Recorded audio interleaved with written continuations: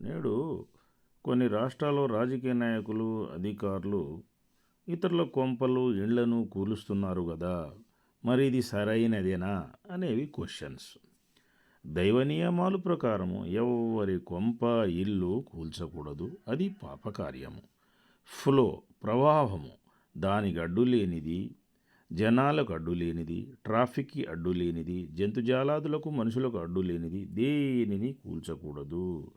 అలాగే ప్రజలకు అడ్డంకులు లేనిది, అబ్జెక్షన్ లేనిది కూడా కూల్చకూడదు.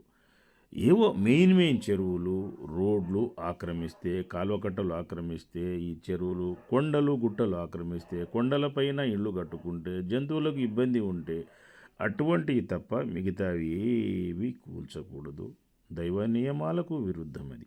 అలాగే రేపిస్టులు, టెర్రరిస్టులు, మర్డరర్స్ వాళ్ళ ఇళ్లను కూల్చవచ్చు.